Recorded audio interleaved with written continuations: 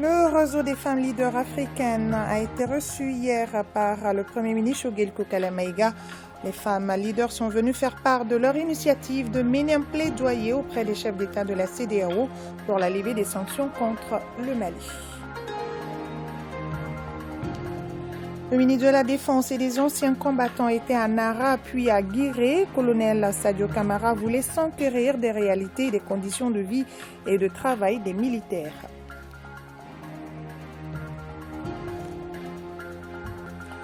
Salon des paysans, on en parle dans ce 20h. L'édition de cette année se tient à Kolokani. Des foires agricoles seront organisées pour permettre aux acteurs de l'agroalimentaire et de l'artisanat d'échanger les expériences. 300 producteurs prennent part à ce rendez-vous. 5e édition 2022, les activités ont été lancées hier à Caen. La pêche collective est prévue pour demain jeudi. 5e est un espace de retrouvailles et de cohésion sociale. Mesdames, Messieurs, bonsoir. Voilà pour le sommaire, le développement dans un court instant, mais avant, lecture de communiqué du Conseil des ministres qui s'est tenu ce matin au palais de Koulouba sous la présidence du président de la transition, le colonel Assimi Goïta. Et il nous a rejoint sur ce plateau, Ibrahima Diombélé, pour vous livrer le contenu de ce communiqué. Bonsoir, Ibrahima Diombélé. Bonsoir, Khadija Tukone. Mesdames et messieurs, bonsoir. Et nous commençons par le chapitre des mesures législatives et réglementaires sur le rapport du ministre de la refondation de l'État chargé des relations avec les institutions. Le Conseil des ministres a adopté un projet de décret portant approbation du cadre stratégique de la refondation de l'État 2022-2031 et son plan d'action 2022-2026, ainsi que le plan d'action prioritaire du gouvernement de la transition 2022-2024. Dans le cadre de la mise en œuvre des recommandations issues des Assises nationales de la refondation ANR, le gouvernement a élaboré un cadre stratégique de la refondation de l'État 2022-2031, assorti d'un plan d'action 2022-2026, ainsi que le plan d'action prioritaire du gouvernement de la transition 2024. Le gouvernement a pris acte lors du Conseil des ministres du 1er juin 2022 et du cadre stratégique de la refondation de l'État et ses plans d'action. Le présent projet de décret consacre leur adoption formelle et ouvre la voie à leur mise en œuvre. Et sur le rapport du ministre de l'Économie et des Finances, le Conseil des ministres a adopté un projet de décret portant approbation du marché relatif au contrôle et à la surveillance des travaux de construction et de bitumage de la route Banakoro-Djoro. Le marché est conclu entre le gouvernement de la République du Mali et le bureau d'études BETRAP-SARL, Géocom, GI Conseil pour un montant de 1,50 francs CFA, toutes taxes comprises et un délai d'exécution de 26 mois. L'adoption de ce marché permettra un meilleur suivi des travaux et leur exécution correcte. Sur le rapport du ministre de l'Urbanisme, de l'Habitat, des Domaines, de l'Aménagement du territoire et de la population, le Conseil des ministres a adopté un projet de décret portant approbation du schéma national d'aménagement du territoire. Le schéma national d'aménagement du territoire est un outil de planification spatiale définissant les conditions d'utilisation optimale de l'espace national par l'ensemble de la collectivité. Il fixe les vocations initiales et les affectations futures des terres. Le schéma national d'aménagement du territoire définit les perspectives économiques, les orientations stratégiques, les axes et les projets structurants prioritaires. Sa mise en œuvre permettra le développement économique durable tout en préservant la capacité productive de chaque milieu. Le présent projet de décret est adopté en vue de doter notre pays pour les 20 prochaines années d'un cadre de référence politique, administrative, juridique, technique, et des planifications multisectorielles des investissements physiques à réaliser sur le territoire national. Au chapitre des communications sur le rapport du Premier ministre, chef du gouvernement, le Conseil des ministres a pris acte d'une communication relative à la stratégie nationale de stabilisation des régions du centre et son plan d'action 2022-2024. Le gouvernement a créé le cadre politique de gestion de la crise du centre en vue d'assurer la coordination au niveau stratégique et politique de l'ensemble des efforts de stabilisation du centre. La présente stratégie traduit cette volonté des autorités de la transition d'avoir une approche holistique de la stabilisation des régions du centre avec pour vision, je cite, « faire du centre une zone stable et prospère où les communautés sont réconciliées avec elles-mêmes et vivent en harmonie ». Fin de citation. Le document de stratégie est articulé autour de 4 axes que sont axe stratégique 1, rétablissement de la paix, de la sécurité, de la cohésion sociale, axe stratégique 2, amélioration de la gouvernance et renforcement de la justice, axe stratégique 3, gestion des questions humanitaires et le relèvement économique, axe stratégique 4, communication et coordination des interventions. La mise en œuvre de la stratégie nationale de stabilisation des régions du centre permettra de rétablir l'État dans ses fonctions régaliennes. Et sur le rapport du ministre de l'administration territoriale et de la décentralisation des conseils des ministres a pris note d'une communication relative à la remise des insignes et des certificats aux chefs de village, de fraction et de quartier. La valorisation des légitimités traditionnelles, parmi lesquelles figurent les autorités administratives des villages, fractions et quartiers, est un objectif majeur de la politique de refondation de l'État. L'arrêté déterminant les modalités de nomination des chefs de village, de fractions et de quartier précise que les chefs de village, de fractions et de quartier sont autorisés dans l'exercice de leurs fonctions officiels à hisser dans la cour de leur domicile l'emblème national et à porter un insigne distinctif. Les cérémonies de remise de ces insignes et certificats aux chefs de village, de fraction et de quartier seront organisées sur l'ensemble du territoire national suivant un chronogramme détaillé. Sur le rapport du ministre de l'Éducation nationale, le Conseil des ministres a pris note du calendrier des examens de fin d'année scolaire 2021-2022. Les examens se dérouleront comme suit. Du lundi 27 au mercredi 29 juin 2022 pour le diplôme d'études fondamentales d'EF, nombre inscrit 234 443. Du lundi 18 au jeudi 21 juin 2022 pour le baccalauréat général, nombre de candidats inscrits 192 442. Du jeudi 14 au vendredi 15 juin 2022 pour le baccalauréat technique et professionnel, nombre de candidats inscrits 2596. Du lundi 4 au jeudi 7 juin 2022 pour le brevet de technicien, première partie et deuxième partie, tertiaire et industrie, nombre de candidats inscrits 42 159. Du lundi 20 au jeudi 23 juin 2022 pour le certificat d'aptitude professionnelle, le CAP, tertiaire et industrie, nombre de candidats inscrits 23 434.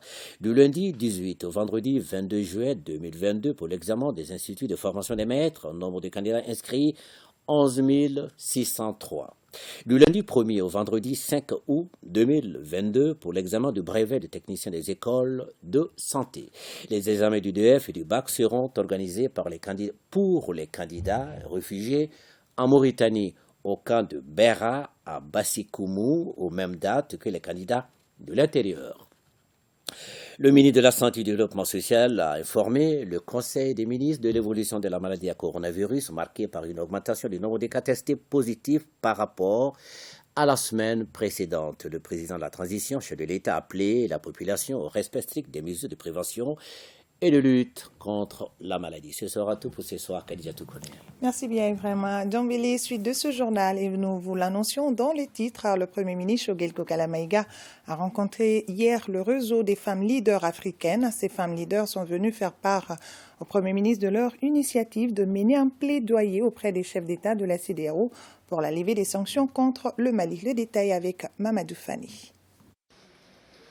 Les femmes leaders africaines renforcent leur participation pour la résolution de la crise malienne. Elles ont tenu à réaffirmer cela lors de leur rencontre avec le Premier ministre. Elles envisagent ainsi de mener un plaidoyer auprès des chefs d'État de la CEDEAO dans les prochains jours. En tant que femmes, nous sommes des citoyennes, des médiatrices, des conciliatrices. Nous avons également demandé que le dialogue ne soit pas rompu entre nos autorités et la CEDEAO, l'IMOA, l'Union africaine et les autres partenaires. Nous devions évidemment voir ce que nous pouvons faire à l'interne, au niveau régional et au niveau international. Nous avions demandé de faire en sorte que les autorités facilitent des missions de plaidoyer des femmes auprès de certains chefs d'État de la sous-région. Cette démarche des femmes africaines est appuyée par le bureau de coordination globale d'Aoulin de l'Union africaine. Nous sommes là pour écouter les femmes du Mali, écouter comment elles pensent qu'on peut les accompagner, en tout cas dans les différentes initiatives qu'elles ont déjà commencées. Il faut dire que le consortium des femmes du Mali sont à féliciter. Elles ont commencé, elles ont entrepris un certain nombre d'initiatives que nous voulons appuyer et renforcer. Le Premier ministre a pour sa part salué cette démarche des femmes leaders africaines. Je pense que c'est une initiative qui est bonne, on ne peut que la saluer. On ne peut jamais dire à une personne, à fortiori lorsque c'est les femmes, qui décident ou initient une démarche de paix, de ne pas la faire. Comme certains d'entre vous connaissent bien les chefs d'État, je pense qu'il faut bien, ne pas mesurer, mais il faut être prévenant. Parce que même si pratiquement on sait que les choses sont presque terminées.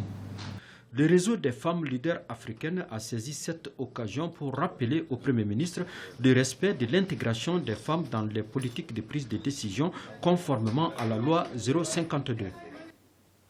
Le président du Conseil national de transition informe les membres du CNT que dans le cadre de la session ordinaire d'avril en cours, une séance plénière se tiendra le jeudi 16 juin 2022 et jours suivants. L'ordre du jour porte sur les points suivants. 1. Adoption du procès-verbal de la séance plénière du jeudi 1er juillet 2021. 2. Délibération sur les projets de loi. Et 3. Communication. Les travaux débuteront à partir de 9h dans la salle Djeli Baba Sissoko du Centre international de conférence de Bamako CICB. Dans le cadre des mesures de prévention contre le Covid-19, l'accès à la salle est limité aux seules personnes autorisées et le port de masque est vivement recommandé. Le président du Conseil national de transition s'est compté sur la bonne compréhension de tous.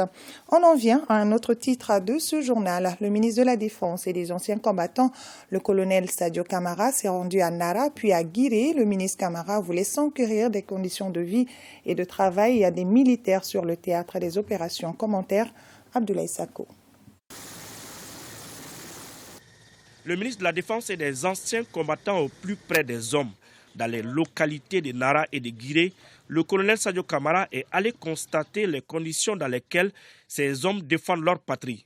Une manière pour lui de galvaniser la troupe et leur réitérer le soutien des autorités du peuple malien. Nous avons visité les unités de Guiré et de Nara pour nous rendre compte des conditions de vie et de travail des militaires engagés en opération dans ces secteurs. Nous avons aussi félicité et encouragé ces braves hommes qui ne reculent devant aucun danger pour accomplir leur mission de protection de la population et de sécurisation du territoire. Il y a de cela quelques mois, la situation sécuritaire était dégradée dans cette zone. Aujourd'hui, grâce aux efforts fournis par les FAMA, la situation s'est nettement améliorée. Malgré la montée en puissance des FAMA, le défi sécuritaire demeure toujours. Cette amélioration de la situation sécuritaire est due à l'appui massif et patriotique de la population, dont est issue l'armée nationale. Aujourd'hui, la situation sécuritaire est toujours d'actualité. La victoire totale n'est pas encore obtenue. Engagés dans la lutte contre le terrorisme, l'une des sources de motivation de ces hommes est de sentir le soutien de la hiérarchie militaire. Cette visite du ministre de la Défense et des anciens combattants a été bien accueillie à Nara comme à Guiré. Vraiment un sentiment de fierté, de réelle fierté, de recevoir aujourd'hui le ministre. Ça prouve à quel point ils accordent de l'importance à ce que nous faisons et ça booste le moral de la troupe. Et nous, on ne peut que vraiment demander à ce que ce genre d'initiative puisse continuer. La visite du ministre en charge de la Défense, le colonel Sadio Camara, à Nara et Guiré, intervient en marge de la célébration de la Journée mondiale du donneur de sang. Une journée dont le thème national est « Rejoignez l'effort des femmes en donnant du sang pour sauver des vies ». Le Conseil de sécurité a examiné le rapport du secrétaire général des Nations Unies sur la situation au Mali. Le ministre des Affaires étrangères et de la coopération internationale était présent pour apporter des clarifications sur plusieurs questions. L'on note les allégations de violation des droits de l'homme attribuées aux FAMA ou encore la demande de la France d'appui aérien à la MINUSMA. D'autres partenaires comme la Chine et la Russie n'ont pas manqué de réitérer leur soutien au Mali. Ibrahima Traoré. J'ai écouté attentivement les observations.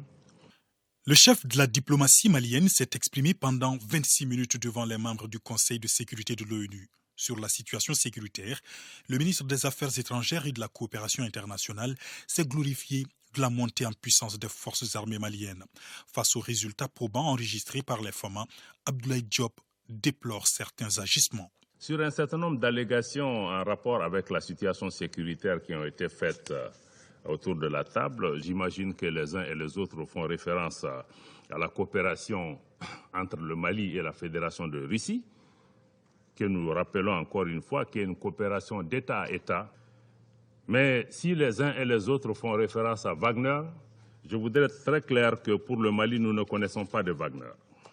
Notre problème n'est pas Wagner. Mais notre problème, c'est comment assurer la survie de notre État, comme je l'ai rappelé, qui a perdu les 2 tiers de son territoire suite à l'intervention que vous connaissez. Notre problème, c'est comment assurer la sécurité des Maliennes et des Maliens qui sont aujourd'hui désespérés et dont nous n'arrivons même pas à protéger les droits essentiels. Notre souci, c'est comment préserver notre pays, préserver l'unité du pays, comment préserver l'intégrité territoriale de notre pays. Cela passe naturellement pour nous par la diversification de nos partenaires, notamment sur le plan sécuritaire. Et je rappelle encore une fois que le Mali a le droit de choisir ses partenaires et il le fera en toute souveraineté, en toute responsabilité, comme chacun des pays autour de cette table. Mais le Mali reste ouvert à tous les partenaires. Et tous les partenaires qui veulent contribuer à cet effort sont les bienvenus. Mais le Mali n'acceptera pas qu'un partenaire nous impose que si tel partenaire vient par la porte, moi je sors par la fenêtre. Ceci n'est pas acceptable. Mais je dois encore une fois le rappeler que les grandes opérations d'envergure qui sont en cours au Mali se font dans le cadre du respect du droit international humanitaire comme des droits de l'homme. Et je salue les investissements qui ont été faits par les Nations Unies et par beaucoup de pays autour de la table ici pour renforcer les capacités des forces de défense et de sécurité du Mali. Mesdames et messieurs du Conseil, soyez conscients que le Mali est aussi victime d'une guerre de désinformation. Une guerre de désinformation qui vise justement à punir le pays pour ses choix. À quelques jours du renouvellement du mandat de la MINUSMA, le ministre Diop a tenu à exprimer les préoccupations et les attentes du Mali pour leur prise en compte par le Conseil de sécurité. Il rassure que le départ de Barkhane ne créera pas de vide sécuritaire et les FAMA veilleront à la sécurité de la mission onusienne.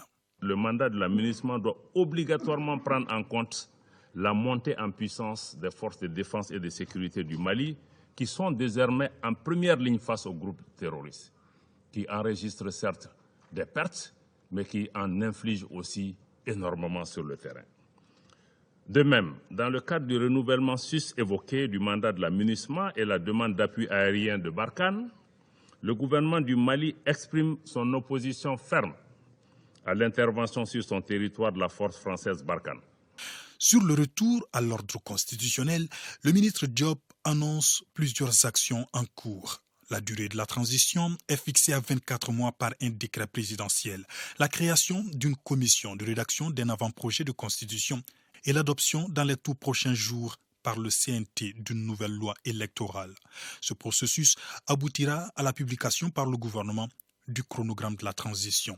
La démarche est appréciée et fortement soutenue par certains partenaires stratégiques comme la Chine et la Russie.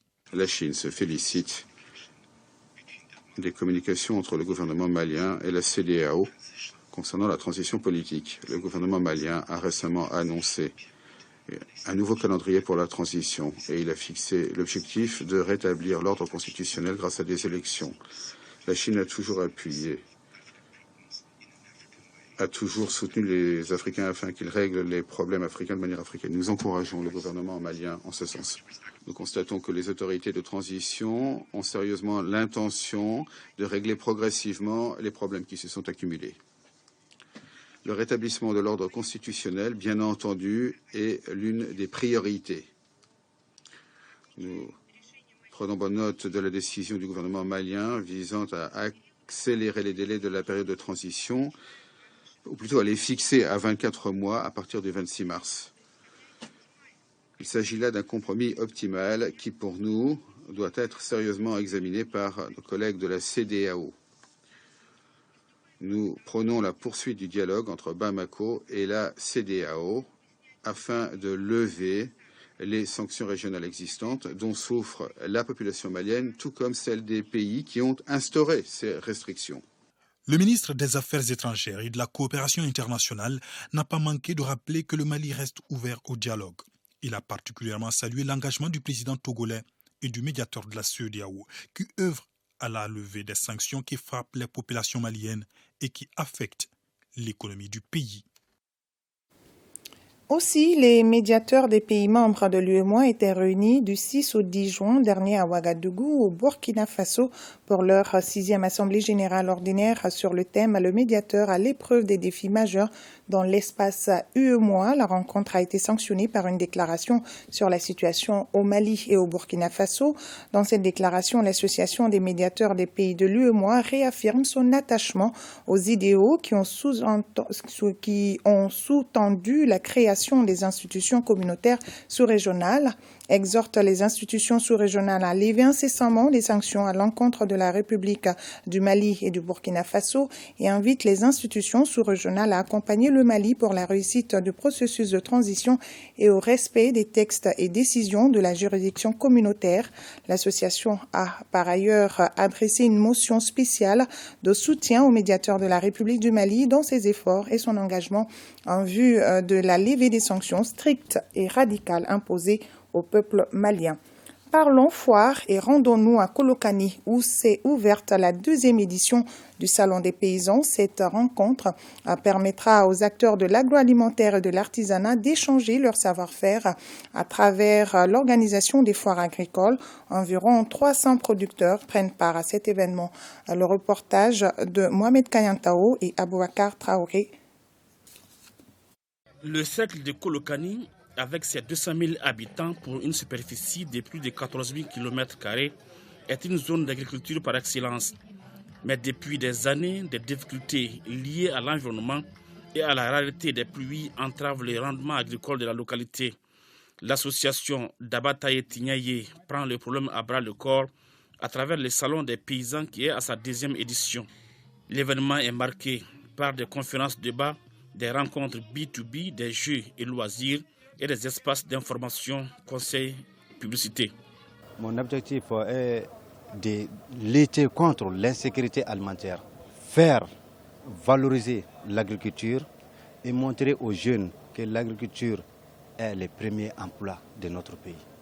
Et aussi faciliter l'approvisionnement des paysans à l'accès des intérêts agricoles. Le salon des paysans qui se tient à Kolokani dure 3 jours. Environ 300 exposants venus de l'intérieur du pays font la promotion de leurs produits dans une 50aine de stands.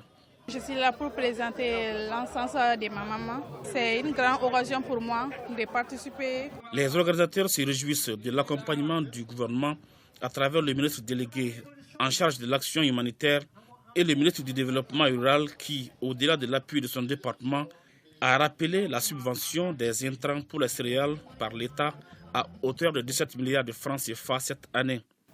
Je voudrais ici rassurer les productrices et producteurs de notre pays que le département du développement rural, sous la conduite des hautes autorités de la transition, reste plus qu'à jamais déterminé à donner au secteur agricole toute la place qui lui revient dans le développement économique, politique, social de notre pays.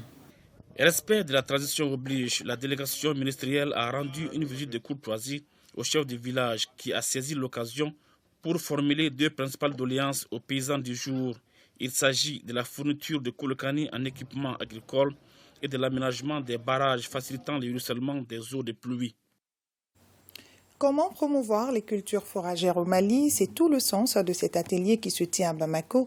Les participants vont valider l'étude sur le sujet et la dite étude servira de support pour généraliser la culture fourragère dans notre pays afin de booster l'élevage, 3e contributeur aux recettes d'exportation de notre pays. On en parle avec Alousseni Touré. Les participants à cet atelier sont principalement les cadres du département en charge du développement rural et de ses services centraux. Ils doivent valider l'étude portant promotion des cultures fourragères et valorisation des résidus des cultures et des fourrages. L'atelier est soutenu par la KfW, un organisme allemand de coopération. Le bétail est crucial pour la sécurité alimentaire. Le Mali possède un des cheptels les plus importants de l'Afrique de l'Ouest. Cela signifie un avantage dans la lutte contre la crise alimentaire qui se profile ici dans la région. Cependant, pour que ce cheptel puisse contribuer suffisamment à la sécurité alimentaire, il faut une sécurisation et augmentation de la disponibilité de ressources fourragères. L'objectif général de cet atelier est de réaliser un diagnostic de la situation alimentaire du cheptel et examiner les voies et moyens permettant de mettre la production fourragère au centre des préoccupations des responsables du secteur. Au terme de l'atelier, les participants vont valider les résultats de l'étude, recevoir les résultats et prioriser les activités pour un plan d'action. Pour développer les capacités du pays en matière d'accès des producteurs aux ressources, le gouvernement du Mali a entrepris plusieurs actions à travers les projets et programmes de développement dans l'optique d'augmenter la disponibilité en fourrage de qualité. Mais les taux d'adoption des technologies et des pratiques de culture fourragère sont encore très limités et le pays fait face à des déficits fourragers plus ou moins importants selon les années. La mise en pratique de ces stratégies permettra au sous-secteur élevage de jouer pleinement son rôle dans l'économie de notre pays. Ouverture à Bamako d'un séminaire sur les systèmes eau, hygiène et assainissement. Les acteurs et partenaires intervenant dans le secteur veulent converger les efforts pour garantir un accès universel et durable aux services WASH pour tous et pour toujours. Reportage à Guibou Koulibaly. Ce séminaire national est conjointement initié par IRC WASH, Centre international de référence pour l'eau et l'assainissement, WaterAid et World Vision sur le thème « Système eau, hygiène et assainissement résilient au Mali ». Il vise à mobiliser tous les acteurs du secteur pour assurer l'accès universel aux services de l'eau potable, de l'hygiène et de l'assainissement à l'horizon 2030. Nous évoluons dans une approche holistique des services eau, hygiène, assainissement pour pouvoir soutenir les services eau, hygiène, assainissement durables et résilients pour les communautés. Ce séminaire, c'est pour en fait partager les expériences et aussi susciter les apprentissages entre les différents acteurs de l'eau, l'hygiène et l'assainissement au Mali, en lien avec la santé, je le disais, et l'éducation. Donc c'est un aspect d'intégration sur lequel nous sommes en train de nous appuyer pour faire le plaidoyer auprès des autorités nationales. Les services eau, hygiène et assainissement sont essentiels dans la prévention, le contrôle et la prise en charge des maladies liées à l'eau et pour le bien-être des populations. Aujourd'hui, il s'agit de voir comment faire face aux différents défis qui s'imposent à nous en termes de mobilisation des financements, en termes de réalisation des infrastructures et surtout aussi en termes de durabilité de ces infrastructures. Pour notre part, nous soutenons un programme conjoint GIR avec la Suède. Et ce programme a adressé cette problématique de disponibilité de l'eau pour les différents usagers, mais aussi la qualité et la préservation des ressources en eau dans une dynamique de durabilité. Pour les autorités, ce séminaire vient à point nommé et soutient l'engagement du gouvernement de la transition pour accroître l'accès des services sociaux de base. On ne peut pas parler d'hygiène s'il n'y a pas d'eau. Alors, le département de la santé et du développement social se fixe comme objectif de favoriser l'accès universel à l'eau, à l'hygiène et à l'assainissement à toute la population malienne. Les travaux de 2 jours seront compilés en un rapport de synthèse qui servira de document de plaidoyer pour mobiliser les autorités et tous les partenaires au développement pour l'accès durable et équitable aux services WASH. Lecture à présent d'une déclaration suite à la télé nationale sur la gestion des mosquées et la moralisation du prêche au Mali. C'est pour trouver des solutions aux problèmes relatifs au prêche et à la gestion des mosquées au Mali. Écoutons Mahamadou Djamoutani, secrétaire général du Haut Conseil islamique du Mali, au micro de Boubacar Sissoko et Mohamed Sidibé. Le Haut Conseil islamique du Mali, en sa qualité d'instance en charge de la coordination des activités au sein de la communauté musulmane, en collaboration avec d'autres structures islamiques concernées, notamment la Ligue des imams et érudits pour la solidarité islamique au Mali, l'IMAMA, a décidé ce qui suit. Du prêche sont considérés comme actes répréhensibles. Premièrement, les atteintes aux symboles de l'islam et à ses fondements, tels que le divin, le sacré, les anges, les messagers, les prophètes, les livres révélés, la famille du prophète, ses épouses et ses compagnons, les saints, les pieux et les piliers de l'islam et de la foi, les injures proférées par les prêcheurs, par tous les moyens de communication, entre autres les réseaux sociaux. Troisièmement, les falsifications et les manipulations des sons, d'images ou de vidéos visant à opposer les prêcheurs et à semer la zizanie entre eux. De la gestion des mosquées. Les mosquées sont réparties en 2 catégories. Les mosquées communautaires et les mosquées privées. Les mosquées communautaires sont des mosquées dont le titre de propriété est au nom de la communauté. Les mosquées privées sont des mosquées dont le titre de propriété est au nom d'un ou de plusieurs individus, d'une association ou d'une organisation.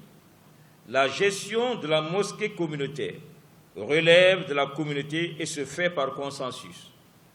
Quant à la mosquée privée, sa gestion relève exclusivement du propriétaire.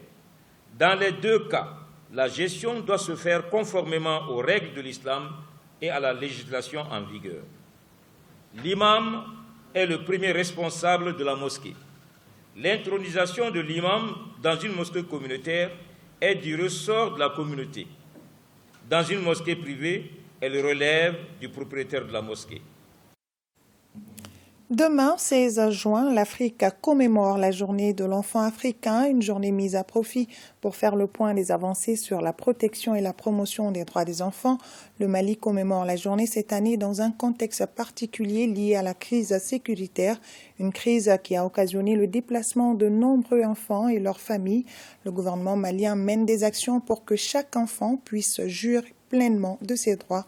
Awama Kamara nous donne des détails.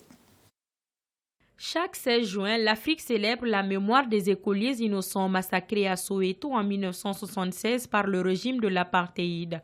Au-delà de cette commémoration, il s'agit pour les États africains préoccupés par le bien-être de leurs enfants et partant du devenir du continent de marquer un temps de réflexion sur les conditions de vie de ceux-ci et de faire le point sur la situation de violation des droits de l'enfant dans chaque pays. De nombreux enfants et leurs parents vivent dans les sites de déplacés et dans les camps de réfugiés à cause de la crise multidimensionnelle que connaît notre pays.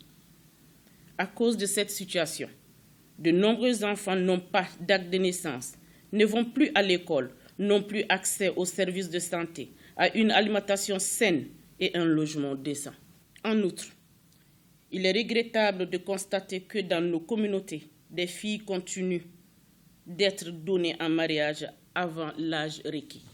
Respectueux du respect de ses engagements internationaux d'une part et ayant inscrit l'enfant au cœur de nombreuses politiques et programmes de développement, le Mali célèbre cette journée sous le thème « Élimination des pratiques néfastes affectant les enfants, progrès en matière de politique et de pratiques depuis 2013 ». La commémoration de cette journée offre l'opportunité à l'État et ses partenaires de faire le point des progrès réalisés depuis 2013 dans le cadre de l'élimination des pratiques néfastes affectant les enfants Les autorités du Mali ont placé la protection de l'enfance au cœur des programmes de développement du pays. En ratifiant la Charte africaine des droits et du bien-être de l'enfant en 1998, le Mali s'est engagé à garantir la protection, la participation et la jouissance aux enfants de leurs droits. La journée sera célébrée à la Cité des enfants demain jeudi 16 juin, cela à travers des séances de sensibilisation et de plaidoyer. Et ce geste de solidarité envers les femmes et les enfants déplacés du camp de Sénou, les membres de l'association des sages-femmes du Mali, avec l'aide du Fonds des Nations Unies pour la population UNFPA, viennent de mettre à la disposition de ces populations défavorisées une équipe de sages-femmes pour la prise en charge des femmes enceintes et des enfants de ce camp. L'initiative entre dans le cadre de la Journée mondiale des sages-femmes. Le point avec Koumba Sissé. Le manque d'éducation, la santé, l'alimentation, voilà les vrais problèmes auxquels plus de 1000 déplacés du camp de Sénou font face tous les jours. En ce qui concerne le domaine de la santé, la présidente de l'Association des sages-femmes du Mali leur apporte la bonne nouvelle. Désormais, une équipe de sages-femmes viendra s'entretenir sur place avec ces femmes pour assurer le suivi de celles qui sont en état de grossesse et celui des enfants. C'est des femmes qui ont quitté leur domicile habituelles, qui sont à Bamako, soit elles ne connaissent même pas là où elles peuvent recevoir les soins. Il y a d'autres qui n'ont pas d'interlocuteur. Il y a d'autres qui ont des problèmes de coûts. Donc, nous, en menant des activités de sensibilisation, je pense que nous pouvons les orienter facilement et assurer leur prise en charge. Cette activité de prise en charge des femmes déplacées de Sénou va être un ouf de soulagement pour les bénéficiaires. Les femmes et les enfants souffrent ici. Celles qui sont en état cachent leur grossesse et ne font pas de consultation prénatale. Et certaines d'entre elles ne savent même pas qu'elles sont en état. La présence des sages-femmes va beaucoup nous soulager. Améliorer l'état de santé des femmes et des enfants déplacés du camp de Sénou, c'est l'une des ambitions de l'Association des sages-femmes du Mali. Dans cette démarche, elle est appuyée par le Fonds des Nations Unies pour la population. Lancement officiel des travaux du 5e recensement général de la population et de l'habitat, et c'est le gouverneur du district de Bamako qui a procédé à Wolofobougou en commune 3 au lancement ce matin. Ce recensement à vocation statistique vise l'actualisation des données démographiques et économiques. Reportage à Nouhom Sissoko.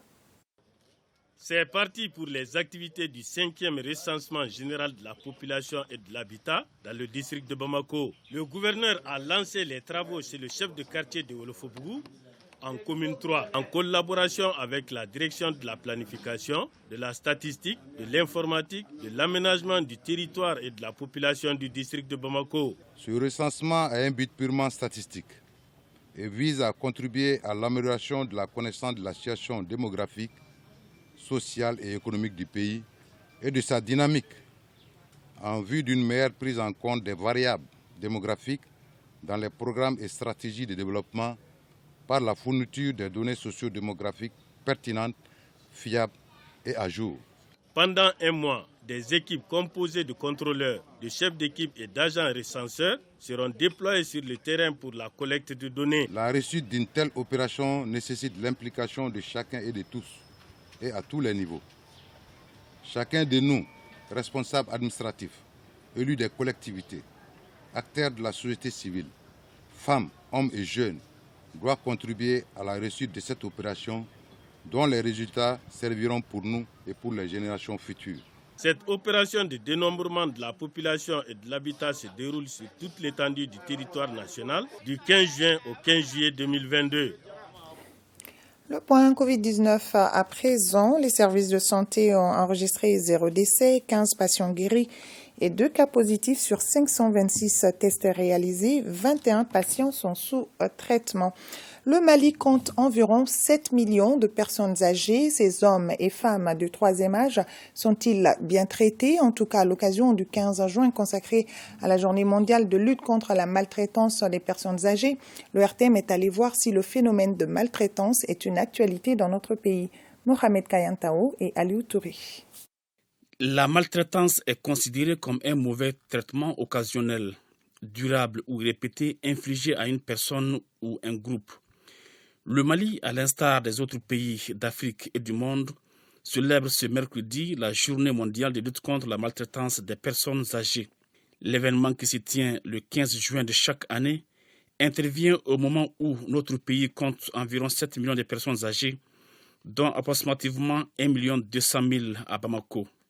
Leur suivi quotidien est assuré par l'Institut d'études et de recherche en géronto-gériatrie, communément appelé Maison des aînés. Nous avons justement un programme des personnes âgées diminuées. Alors, autrement dit, c'est un programme qui vient en aide financièrement aux personnes âgées diminuées. Alors, nous avons également assez de rubriques au niveau même de la structure pour contrer les différentes pathologies des personnes âgées. Et nous avons des consultations ophtalmologiques à notre sein ici. Nous faisons également des consultations urologiques. Nous faisons des consultations rhumatologiques. Nous faisons des consultations contre la maladie d'Alzheimer et la maladie de Parkinson. Malgré tous ces soins apportés aux personnes âgées, certaines difficultés entravent le plein épanouissement du Conseil national des personnes âgées. Souvent peu représentés dans certaines structures. Nous avons des difficultés quant à la communication. Au dire des spécialistes en sciences sociales, la maltraitance est un genre de traitement inhumain que le Mali ne connaît pas, mais les rares cas s'expliquent au plan social. J'ai mendie faute des moyens. Ma femme est une handicapée visuelle. Je suis venu de Douaza pour un traitement, mais je suis obligé de faire ça. Cette problématique de maltraitance des personnes âgées n'est pas de notre culture. Elle est importée. Parce que si vous regardez dans notre société, les personnes âgées, la personne humaine se bonifie avec l'âge.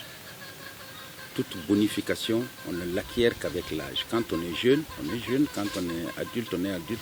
Mais quand on atteint le cap des 63 ans, par exemple, pour les hommes, et des, disons, 49 ans pour les femmes, à partir de ce moment-là, on devient une personne ressource, une personne repère, une personne dont on a toujours besoin et une personne autour de laquelle tout tourne dans la société.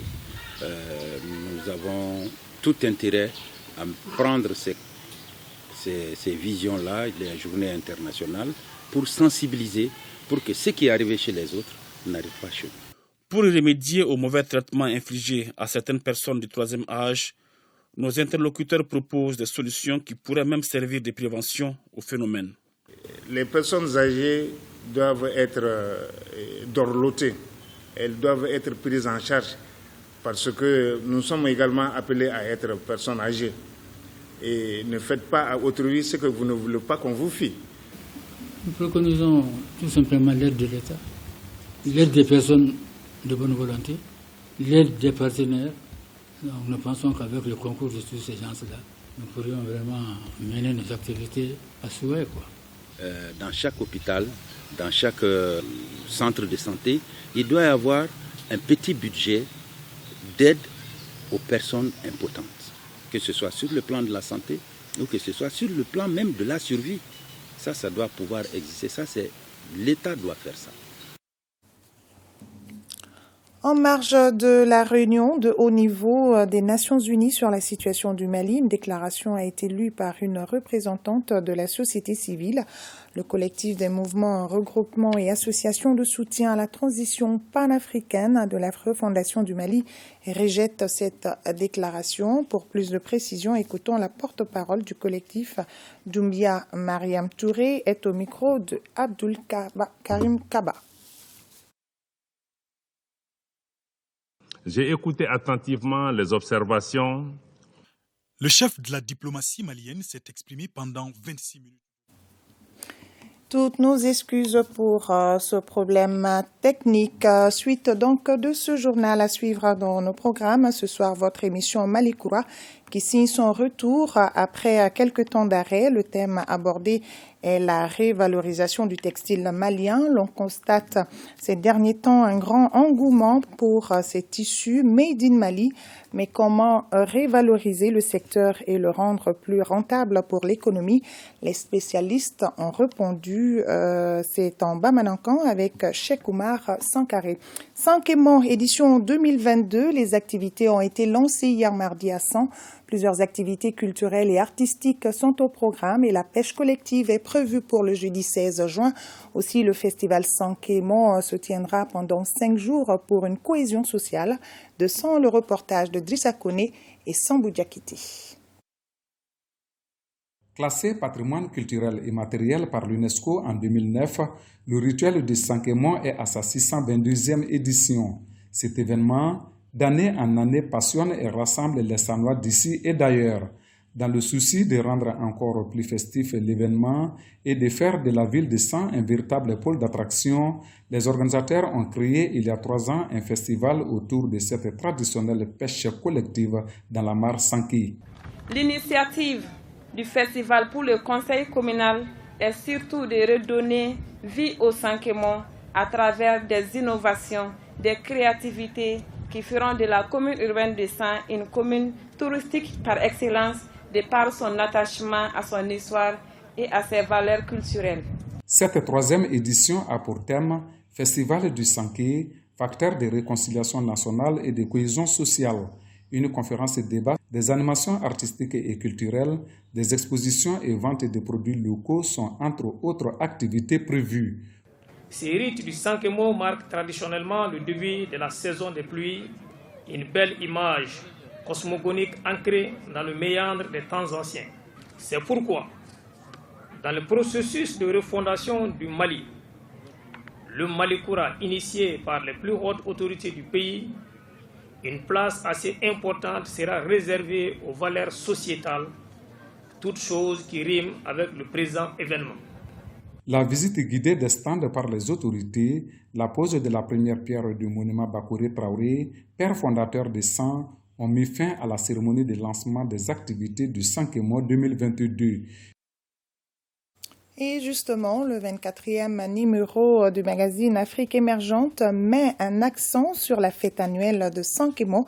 Le magazine nous replonge dans l'histoire du Sankemo, surtout la pêche collective qui constitue le clou de ce rendez-vous culturel, classé comme patrimoine immatériel de l'UNESCO, à retrouver dans vos points de vente habituels. Afrique émergente à 500 francs CFA. Voilà, c'est la fin de cette édition. Merci à vous de l'avoir suivi. Un grand merci à tous nos téléspectateurs de San et bonne fête de Sankemo à tous. À demain, même heure, même plateau. Plaise à Dieu et bonne fin de soirée à tous.